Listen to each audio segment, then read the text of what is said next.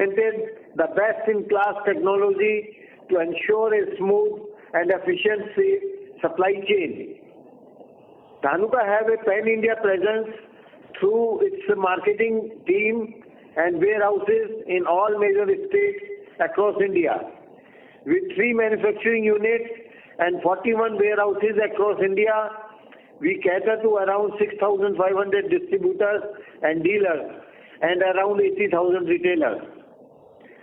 Through this extensive network, Dhanuka reaches out to approximately 10 million Indian farmers with its products and services. Dhanuka has more than 1,000 techno-commercial staff supported by a strong sales and marketing team to promote and develop new products.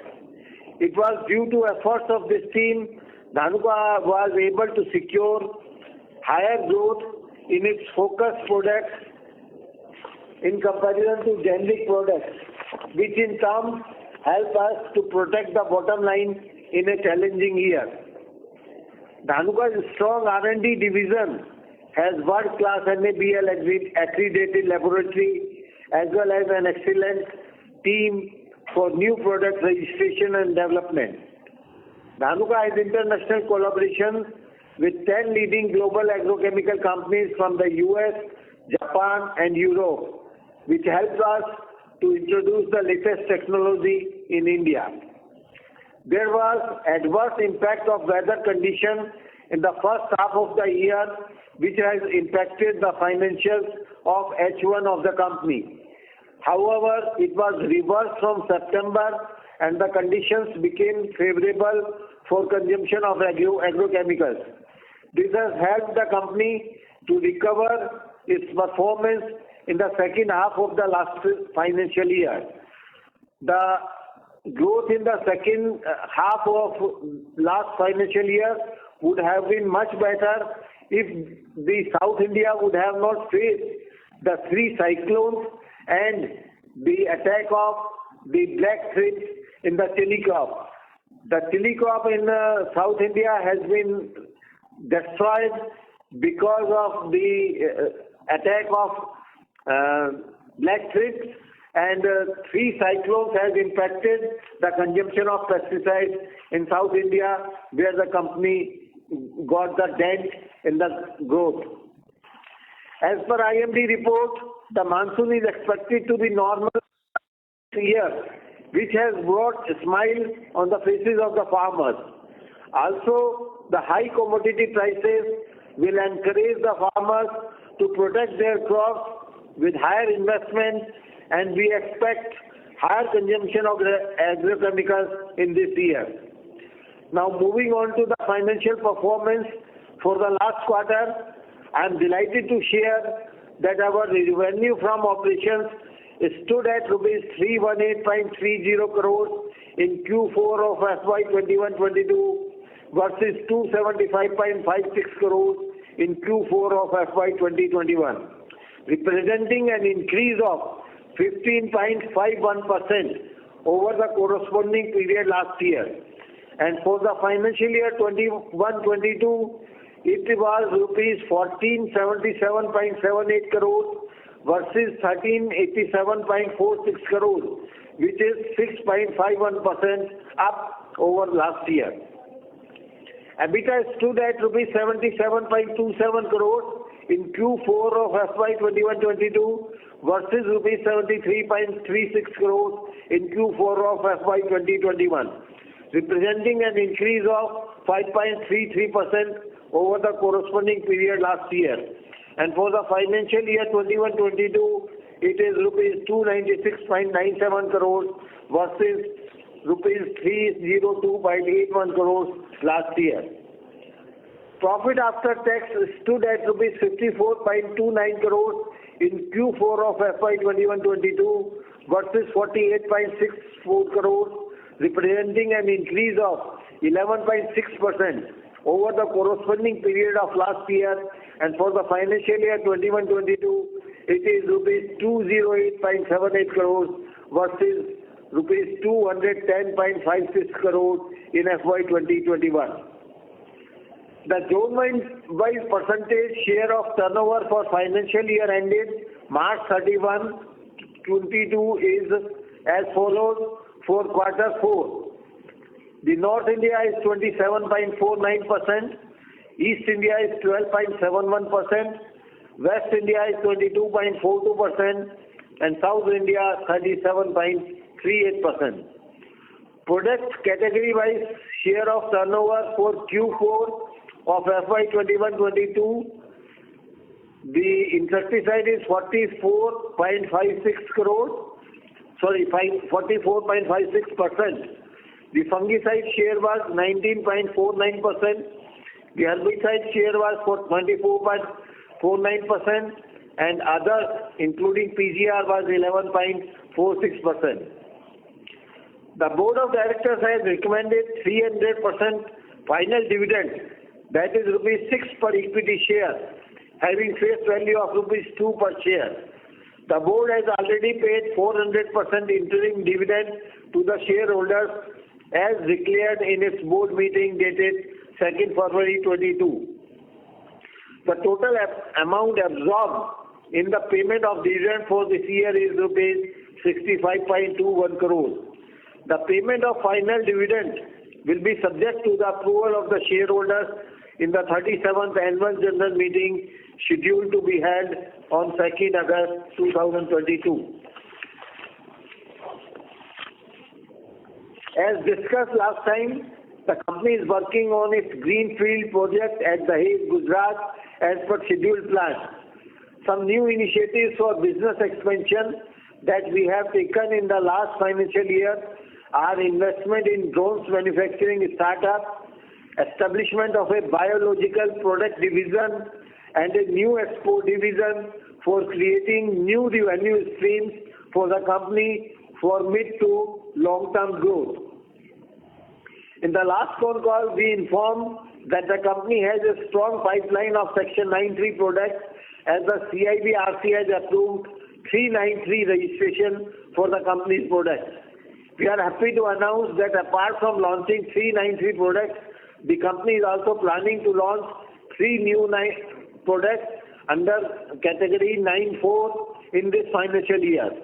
This will drive the revenue growth in coming years. Being India's leading agrochemical company, we are at the forefront of introducing digital solutions and innovations, streamlining policies, and collaborating with indigenous entities to boost the integration of technology across business segments. In the same endeavor, we have tried to boost our reach through online farmer interaction and aggressive use of TV advertisements for all our key products. We are focused on expanding our market coverage through our network of distributors and our digital platforms where we engage with the end consumer. In the same endeavor, Dhanuka has tied up with upcoming online platforms like AgroStar, Dehat, Gramophone, and Plantix for online sales of Dhanuka products through their platform. We consider ourselves responsible towards securing the farmers' welfare and preserving food security of the nation. We continue to strengthen our association with the farmer producer organizations, Krishi Vigyan Kendras, and other critical institutions to increase our business expertise and boost our market presence. Thank you very much for your kind attention. We will now take the questions from you which you may have. Thank you very much. Thank you very much. We will now begin the question and answer session. Anyone who wishes to ask a question may press star and 1 on their touch-tone telephone. If you wish to remove yourself from the question queue, you may press star and 2. Participants are requested to use handset while asking a question. Ladies and gentlemen, we will wait for a moment while the question queue assembles.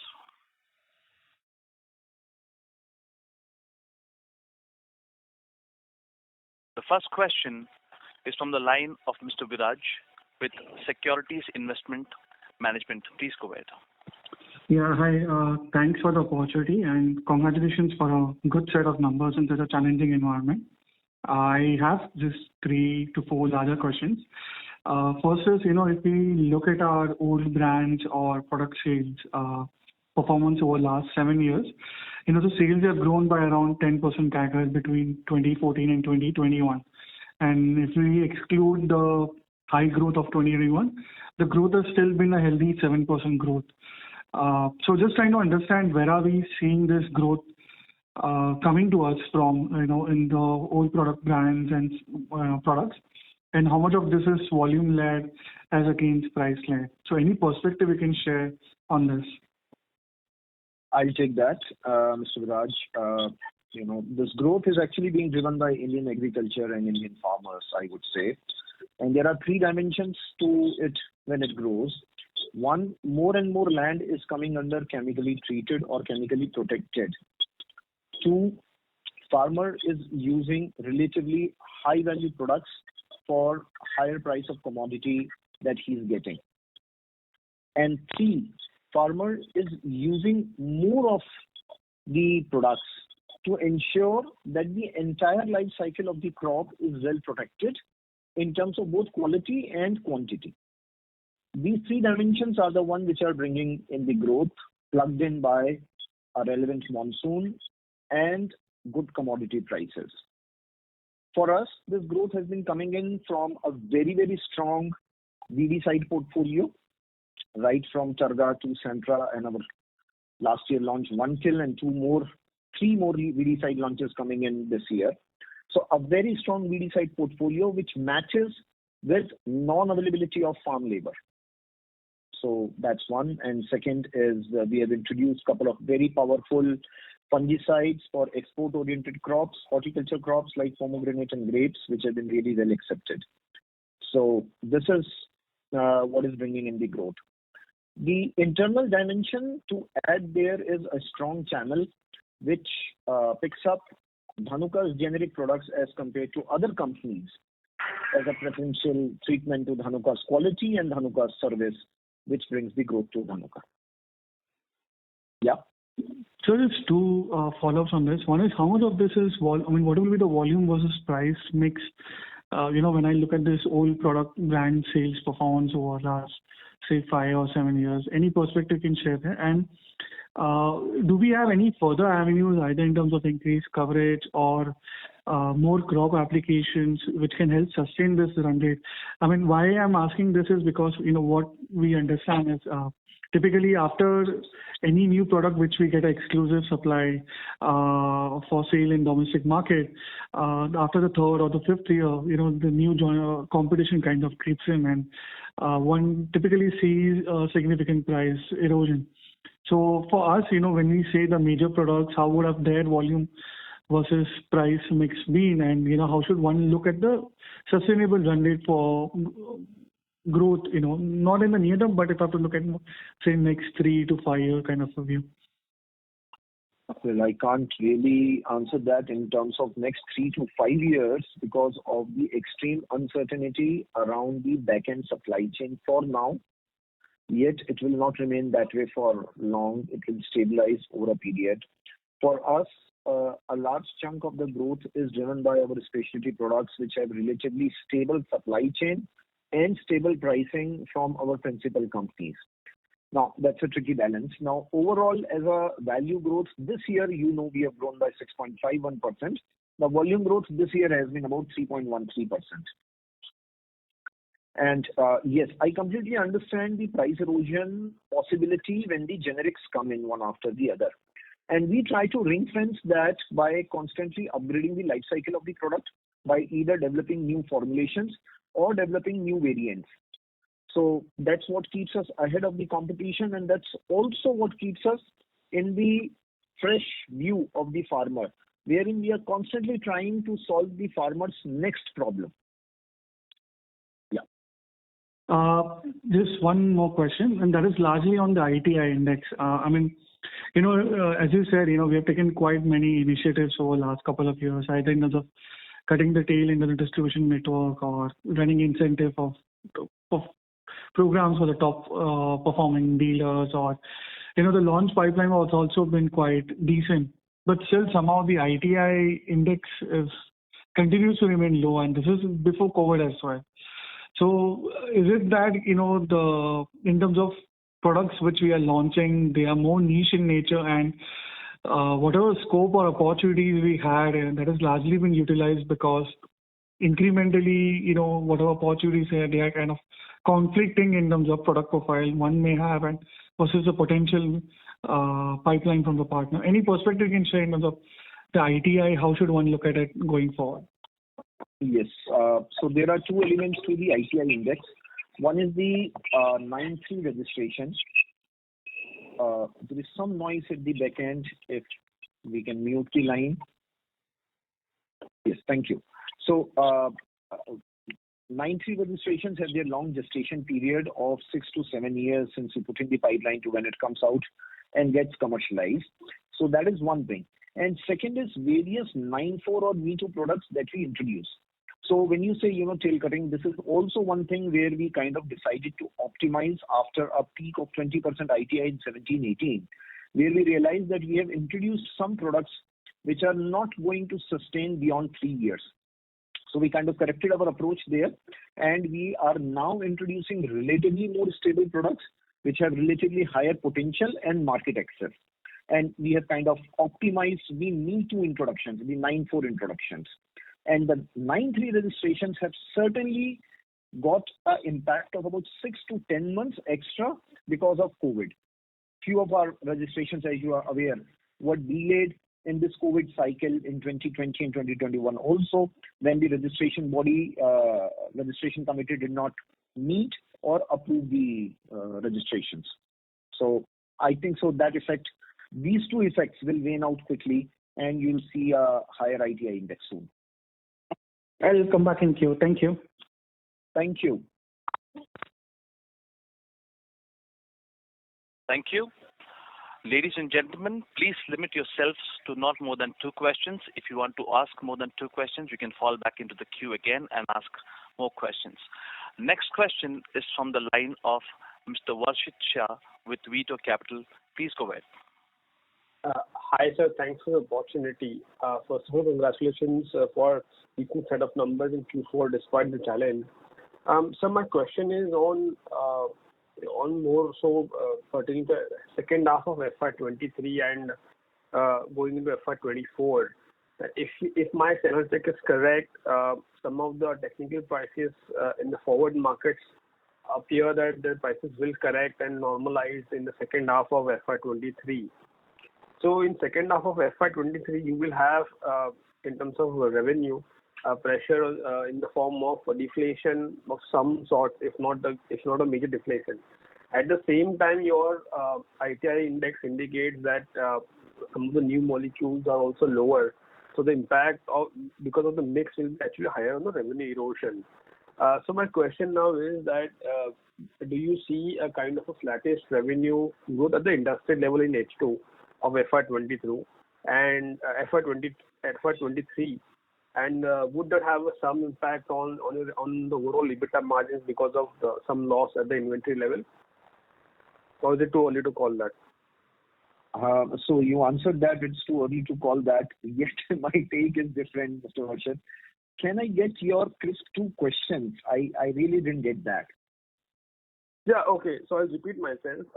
So what I wanted to ask was that do you see revenue erosion in H2 because our mix is, when I see the ITI index, is more towards the existing molecules which you already have in over the years, and the price erosion probably would be higher because of the normalization of technical prices.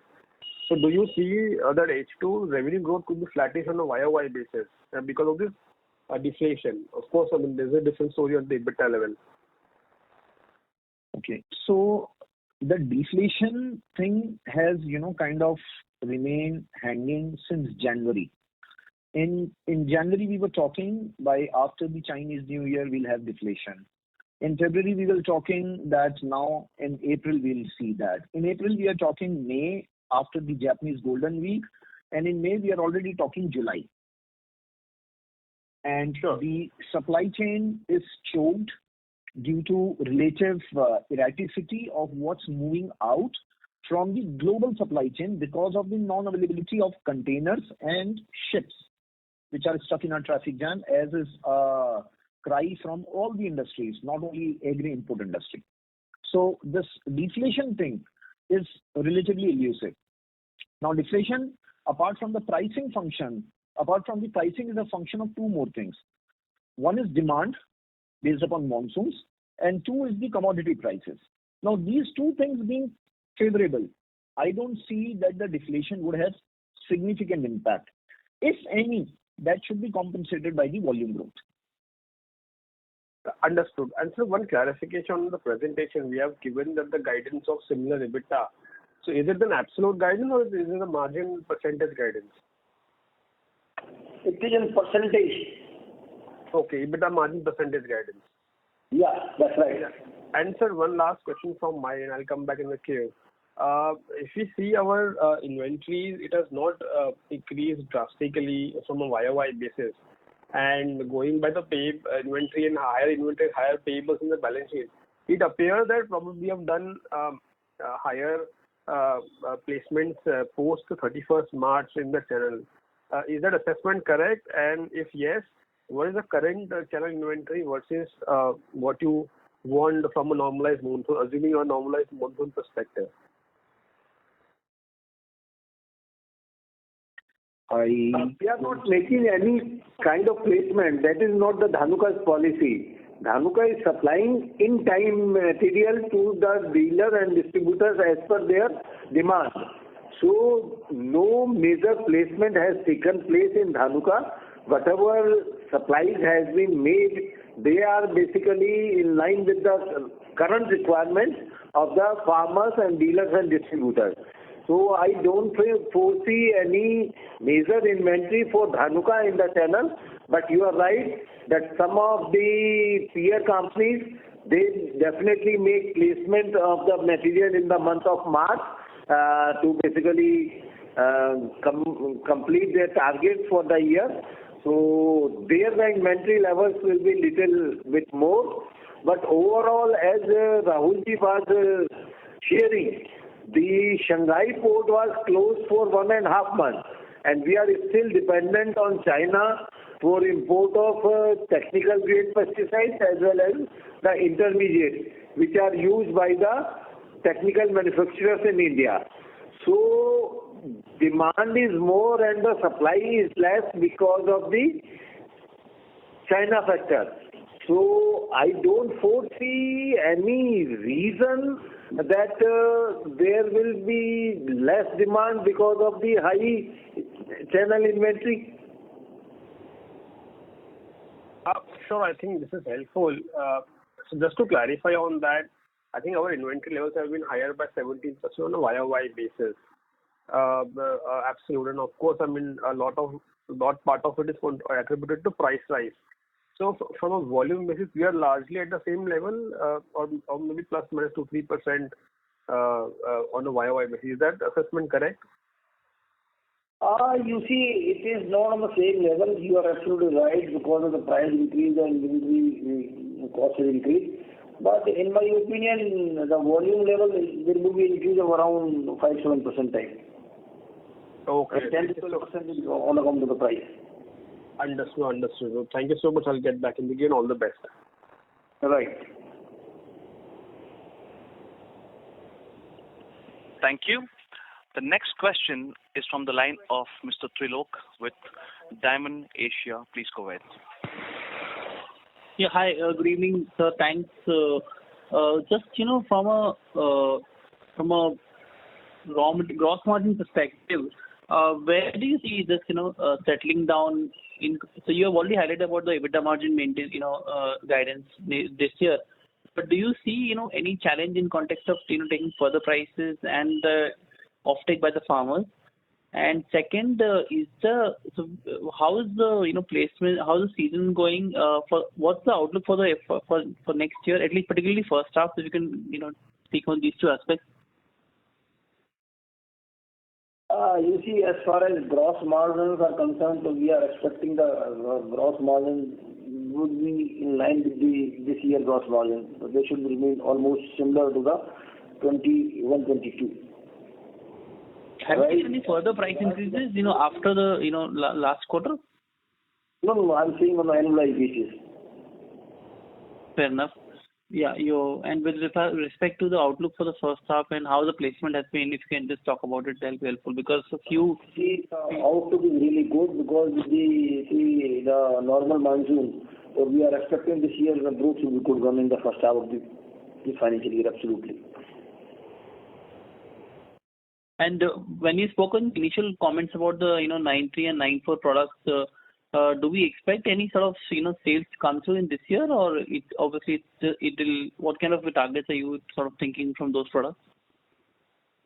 Yeah, so we are expecting introduction of about 3 new 9.3 molecules in Q1 and 3 new 9.4 molecules again in Q1. So total 6 products in Q1 we are expecting the introduction. So they will definitely contribute to the revenue in this financial year. Sure, but obviously large portion will be only happening next year itself. Thank you. I'll come back to you.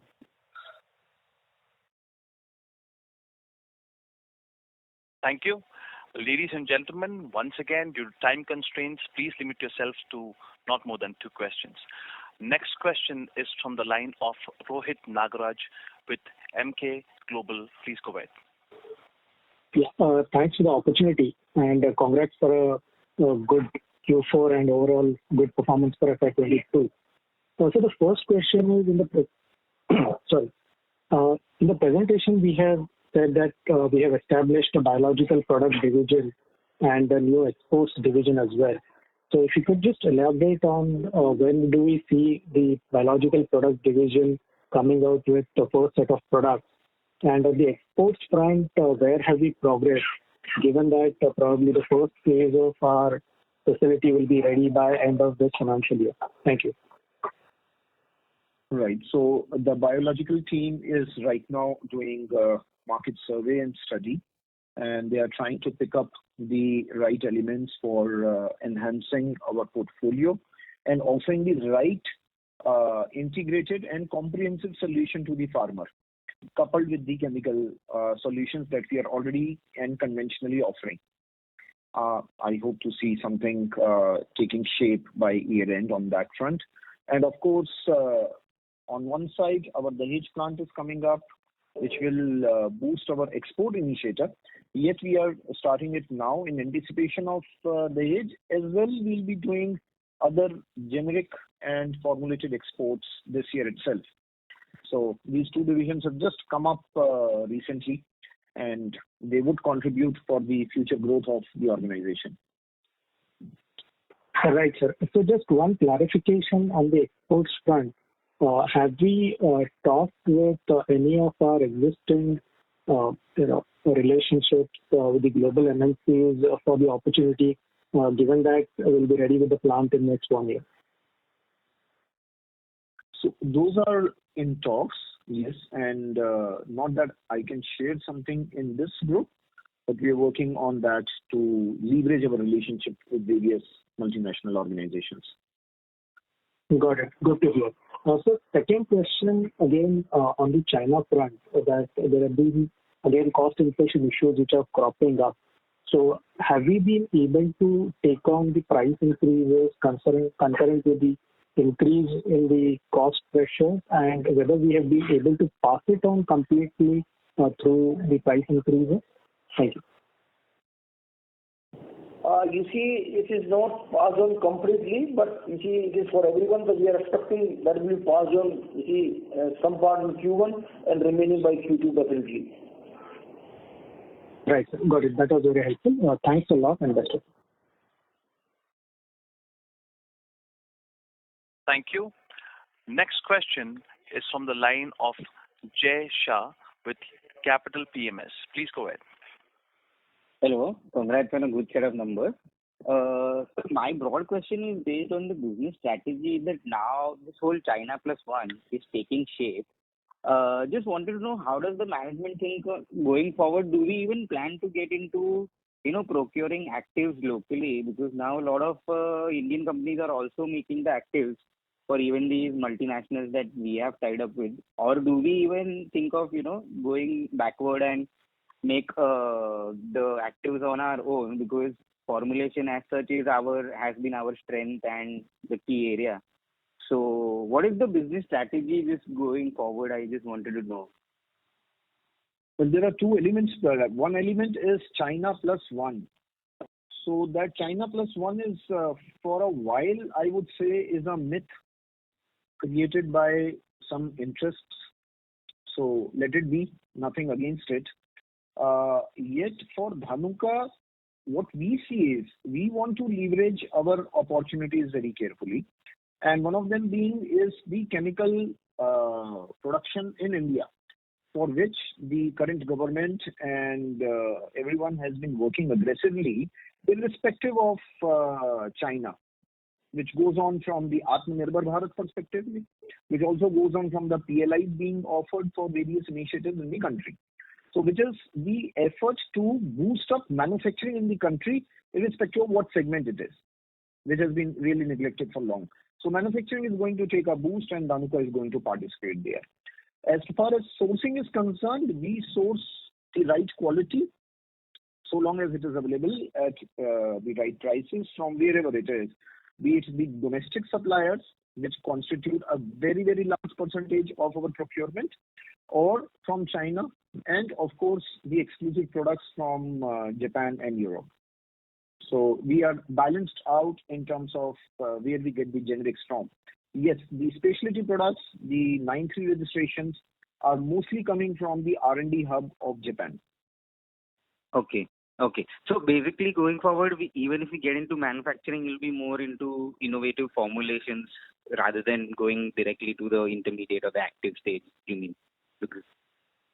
So those are two, different segments which will work independently for independent and exclusive success, exclusive of each other. Yet wherever synergies are possible between the two businesses, we will certainly leverage that. So backward integrated manufacturing setup means that we are able to service our channel and our farmers better on the selected products. At the same time, strong formulation and distribution setup means that we are not disturbed by erraticity in short term. So we are going to leverage on both the fronts. Okay, got it. Thank you so much. Thank you. Next question is from the line of Rohan Gupta with Edelweiss. Please go ahead, sir. Yeah, hi sir, good evening, and congrats on a good set of numbers in a challenging environment. Rahul, the first question for you. You mentioned that volume growth for us was close to 3.5% for FY22. From your estimates and being close to the market, what do you think that would have been volume growth for the entire industry in the current year? That first question. That's really challenging one, Mr. Ron. The industry is talking of not growing in the value terms. So few companies do talk of growing in the range of 8 to 9%. Most of them talk of negative to flat growth. That is as far as the value goes. Now, it's a guess. When the volume growth is at 3% for us, then my guess is, and I don't have a breakup, I don't have an informed guess here, that the volume growth would anything be between 2 to 4%.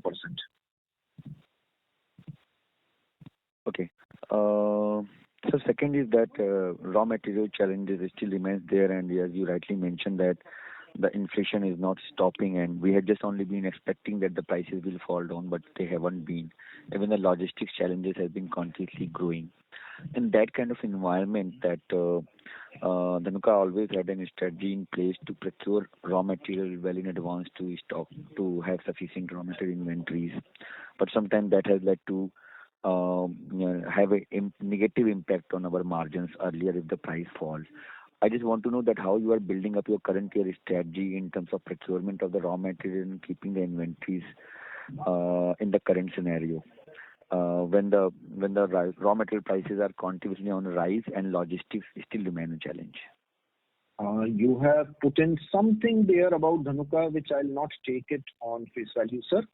Dhanuka's strategy is neither to front load our raw material stocks, nor is to run dry. We try and maintain a right balance in partnership with our suppliers and vendors. So Dhanuka has really long relationship with most of the generic suppliers, be it in India or China, and our relationship with multinational companies run very deep when it comes to planning our procurement, listing, and the price fluctuation. So we adopt a very, very, very balanced approach. Yes, once in a while, one or the other product would hit a cycle wherein we get benefit of a price escalation due to our inventory, or wherein we get a de-benefit of price de-escalation, if at all, in the situation. Now, this is again very unpredictable. So we are going to go aggressively with one approach, which is the customer-centric approach. If Indian farmer needs to protect his crop, he will find a Dhanuka product on the shelf. That is for sure. That is what we live with, and that is what we will do. And sir, being so close to the market and what you have already mentioned in your presentation, the year looks pretty strong as far as the farmer's profitability and high agri-commodity prices are concerned. So you did mention your growth target of double-digit growth on a back of volume growth of 7 to 10%. Can you also share something on the industry, how you see that the industry growth this year? Will it be in line that what you guided, or it is likely to be lower or higher? I think so. Industry growth is something I really won't be able to forecast. This industry is driven by commodity prices and by the favorable monsoon. Those two things being favorable, the industry should look positive in any case. So also, don't you think that given the current stage of the industry on a low base of last year, your guidance are slightly on a conservative side with the 7 to 10% kind of growth? Do you think that it's going to be pretty easily meeting those targets and you will be surprising on a positive side? On one side, you are saying, are they conservative and we'll be meeting easy? On the other side, so no take on that one. No take on that one. What we are giving is very, very realistic. What we feel we are committed to deliver, what we feel the market would accept, as in our customers would accept, and would bring the value to the table. The customer will bring that value to the table, and Dhanuka will bring that value to the customer's table. So that's how we look at the growth opportunity, and that's how we look at our robust double-digit growth. Fine, sir. I'll come back in Q4 for any further question. Thank you so much, Rahulji. Thanks a lot. Thank you. Thank you. Next question is from the line of Ankit Kumar with Alpha Capitals. Please go ahead. Thank you for the question. So my first question is on growth guidance. As in we are saying double-digit growth. So will that be equally divided over the year, or we expect one edge to be much better because of low base of last year? We are saying for the year. Sorry, sir? For the year, we are giving the guidance. Yes, sir. I am asking whether the growth that will be equally divided over all the 4 quarters or first half as well as second half, or we think first half will be much better because of the low base of last year? Okay, so we are expecting much better in the first half of the financial year as compared to the second half of the financial year. Sure, sir. That's nice to know, sir. And we earlier used to do buyback. We did it in 19 as well to 2020 also. Now we've stopped doing that. Any change on policy on that front? I think it should be decided in the board meeting. I cannot comment just now.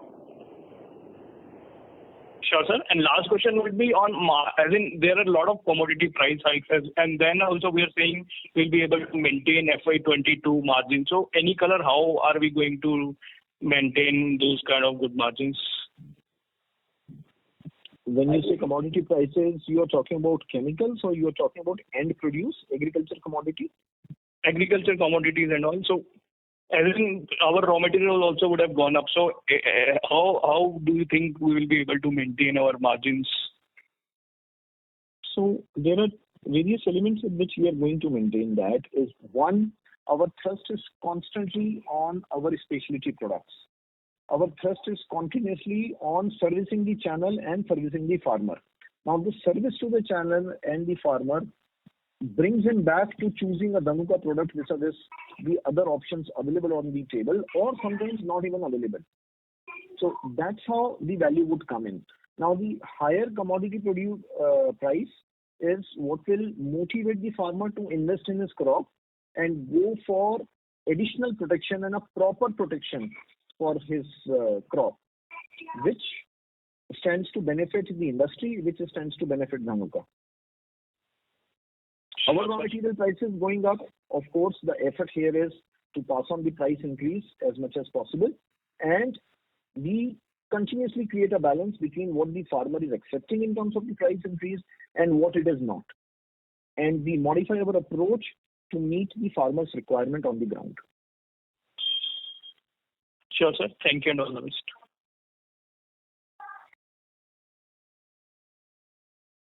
Thank you. The next question is from Somaya V with Park Capital. Please go ahead. Thanks for the opportunity, sir. My first question with respect to the RM cost. So excluding freight, how do you see the supply situation from China? Do you see that getting better in coming months? That's the first part. And second part, what is the impact of freight cost to your overall RM? You see, we are importing the raw materials on CIF basis, that is cost, insurance and freight. So Dhanuka is not directly paying freight on the import. The freight is being paid by the exporter only in case of our import supplies. However, the indigenous materials are on both the terms. They are on FOR delivered basis also, and some products are on a ex-factory basis also. So we are not spending much amount on the freight cost on account of the raw material procurement. However, this freight is incurred on stock transfer from factories to zonal warehouses to the branch warehouses. That freight is definitely incurred, and that is substantial amount. The supply situation in China, sir, do you expect that to get better in the next few months? Yeah, it is expected that the Shanghai port is also has started working, and some shipments are taking place from Shanghai, and the importers who are importing mainly from China, they are talking that from June first week onwards, the supply situation will be much better. The orders which were placed earlier and which were delayed, now they are saying that in the month of June, we will be able to execute your pending orders. So we do hope that supply will definitely improve from June onwards. Understood, sir. I was also trying to understand from the angle that the utilization levels in plants, you're seeing some kind of an increase, and that will bring more supply in. So I was trying to look from that angle. I could not get that question. Please repeat it. No. I was looking from the angle that probably the utilization levels in recent months have been on the lower side. Is there a possibility of that to kind of improve and then more supply coming in from China? In general, various sectors put together, the supplies would increase. Yeah. Including the utilization, opening of the ports, de-blocking of the supply channel. So all these points put together, the supply would improve.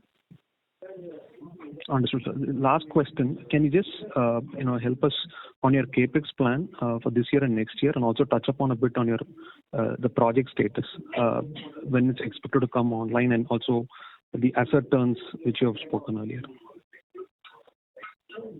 Yeah, you see, in case of Dahej, the capex plan this year is around 120 CR, and other than Dahej, our capex plan is around 20 CR for this financial year.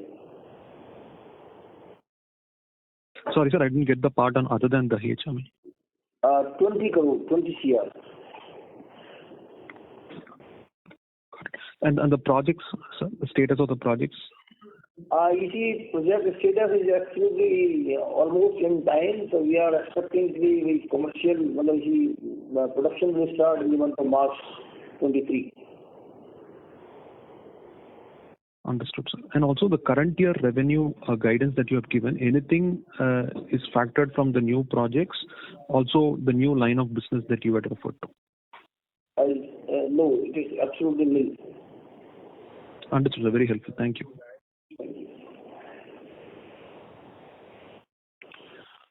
Thank you. Our next question is from the line of Saurabh with AMSEC. Please go ahead, sir. For the opportunity. So, if you can give the volume growth for Q4.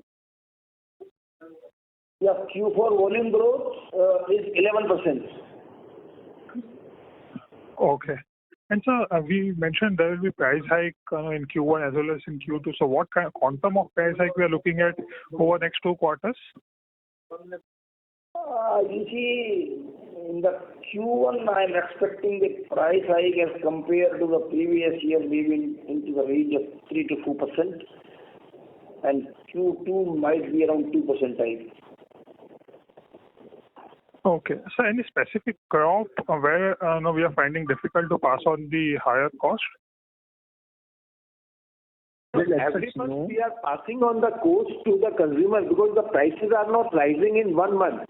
They are rising on month-to-month basis.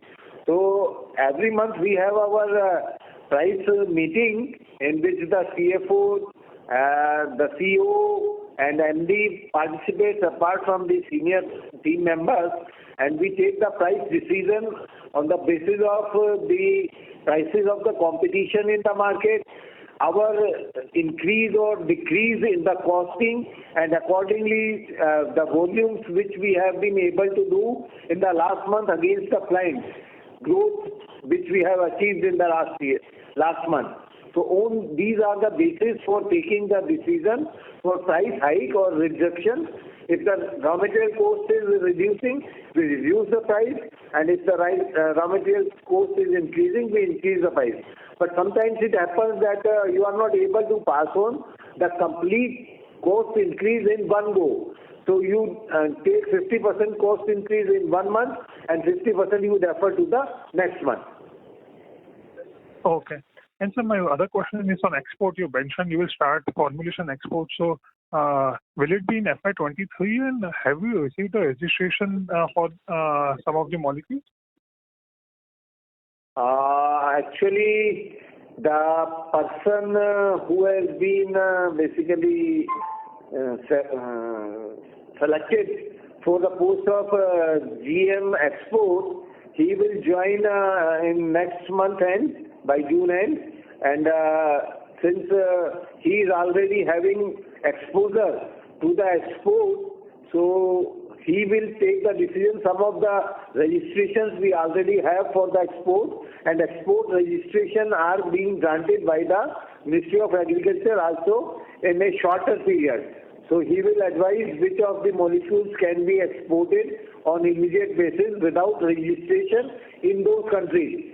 So those registrations we will apply, and our R&D team is confident that within 3 months we will be able to get the registration for the exports.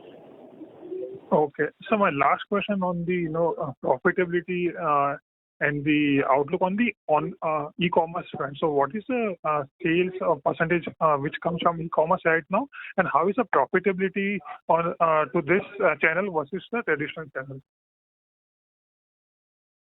So on e-commerce platform, there is no difference in profitability as of now. They are at a very nascent stage in agri domain for now, but growing very fast. Various models are there which are servicing farmers and retailers through direct service to them. And currently we are working with 4 or 5 such online platforms, and many more new such platforms are coming up.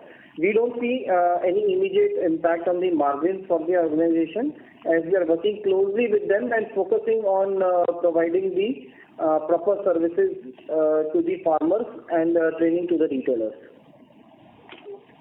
Okay. Thank you and all the best.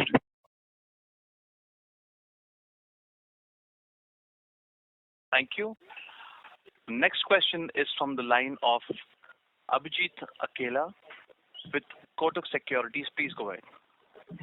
Yeah, good afternoon and thank you. I have two questions. First on the Dahej project. So if I recall from your previous guidance, it is about 300 crore capex with about 350 crore revenues and 12 to 15% EBITDA margins. So I just wanted to confirm if these numbers are correct. And if so, the return on capital on the investment seems to be a bit on the lower side, only in the low double digits or so, say 10-12% pre-tax. So is that the case? And if so, what is the thought process behind going for this investment?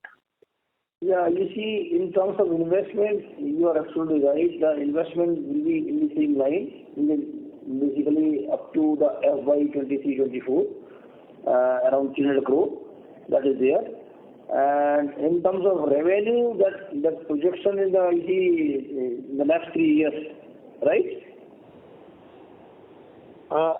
Sorry, sir. I thought you said 350 crores on this 300 crore capex.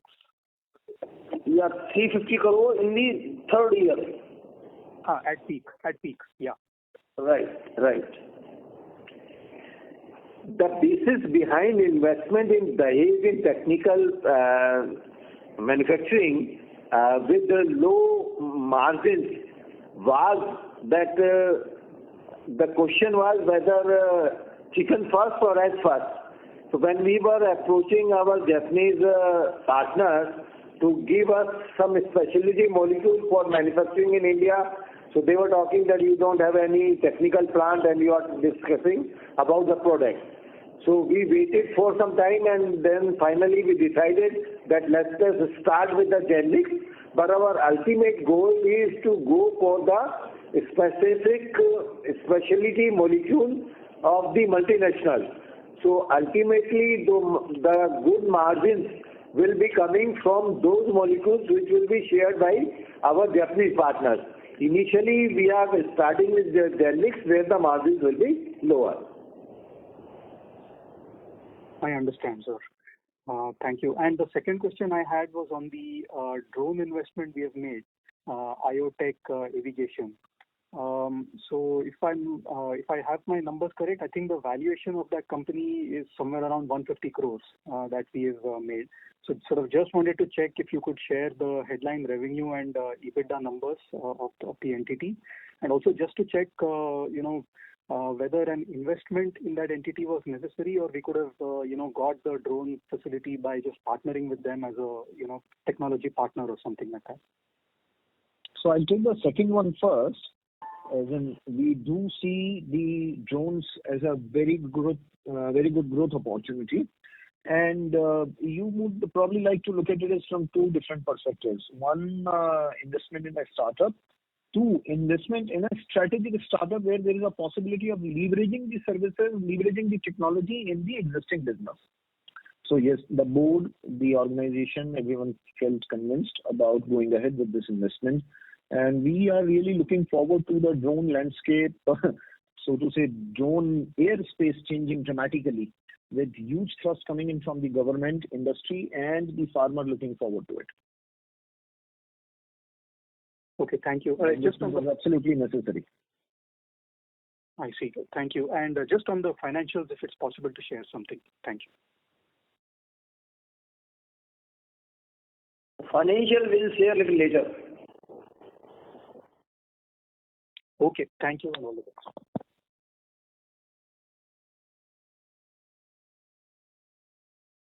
Thank you. The next question is from the line of Himanshu Binani with Prabhudas Lilladher. Please go ahead. Thank you, sir, for taking my question. So, I just have one question, and this is regarding to what we are actually mentioned in our presentation, that we are actually taken as 20 crore teams due to the red triangle products. So just wanted to have a sense that can you please name the products, and secondly, I can't get you. Your voice is very hazy and distant. Hello? Could you repeat that? Yeah. So, sir, my question was pertaining to the point which we have actually mentioned into the presentation of taking a 20 crore hit into the revenues due to the red triangle products. So just wanted to have a sense that the name of the products, and secondly, are these products to do with the 27 odd molecules which the government has actually notified in the past? So are those molecules, there were 3 molecules which I believe fell into the red triangle category. So are these products which we are referring to, or is it something else? No. So, yeah, thanks. Now I get the question. I'll answer that. Out of those 27 products, the 3 products which the government concluded to ban were already banned in the country for all practical purposes. I recall methamil and phosphomidone and one more product. So these products were not available in the country for last 4-5 years in any case. So that ban was a notional thing to happen, and that's perfectly all right. The other products, the government has not moved, and probably the entire thing has been shelved and closed. The product that we closed is a red triangle product, and that was the only red triangle product left in our portfolio was monocrotophos.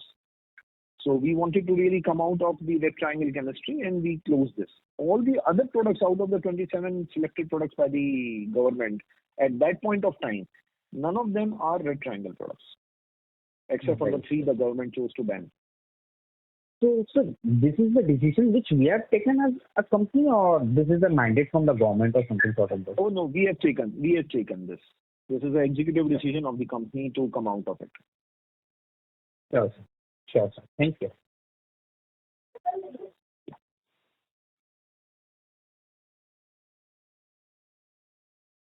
Thank you. Due to time constraints, we have reached the end of question and answer session. I would now like to hand the conference over to Mr. Manish Mahawar for closing comments. Please go ahead. Yeah, thanks, Sanju. Dhanuka, I have just 2 or 3 questions on the company. One, in terms of in the price corrections in the situation, suppose you have said like June onwards you are witnessing, or you are expecting the supplies will improve, right? If the cost of raw material correct, do you think like formulator or player like us will benefit in the case of price correction? I don't foresee, because as I told you, every month we take the decision on the price front. So if the price is basically reduced, we are passing on the reduction to the ultimate consumer. And if the price is increasing, we are passing on increase also. So we don't foresee that there is going to be any major impact on the financials of Dhanuka because of the price increase or decrease. Okay. And second, in terms of in the latest, I think this CIB registration meeting, I think there is one of the regulations which is the 94 FIM registration, right? I think so there is a consent letter will not required. So Rahul, can you highlight what will be the impact on the industry, and do you think like 94 as a product will come under pressure or margin will be impacted going forward? I think so. We are still studying the impact, and we are taking a legal opinion also and consulting CIB also in terms of the interpretation of that. So too early for me to respond, but yes, after this call and once we have understood this, we can certainly talk about it, Manish. But this has been approved, right, by the CIB? Yes. Okay. And last one, Dhanuka, can you give me a reason of this higher other income for the quarter? Other income higher is because of fertility income from the insurance company on account of the scheme and policy. Okay, understood. Sure. Thanks. This is from my side. Yeah, Dhanuka, you would like to make a closing comment, sir? Yeah, just to add that to summarize in the last, Dhanuka continues to demonstrate its ability to overcome challenges and emerge stronger despite uncertain business environment. Last year was a challenging year, but in spite of that, Dhanuka has really done good. We will aggressively roll out new formulations in the upcoming quarters and would ensure that it reaches to the consumer. We are confident of achieving double-digit growth in FY22-23. I reassure our shareholders that we are committed to the task of transforming the landscape of agriculture in India and will play an integral role in rewriting the future of a better and new India. Wishing you all health and safety. Thank you very much. Thank you. On behalf of Antique Stock Broking, that concludes this conference. Thank you for joining us, and you may now disconnect your line. Thank you, Manishji. Thank you all the participants. Thank you. Thanks, everyone.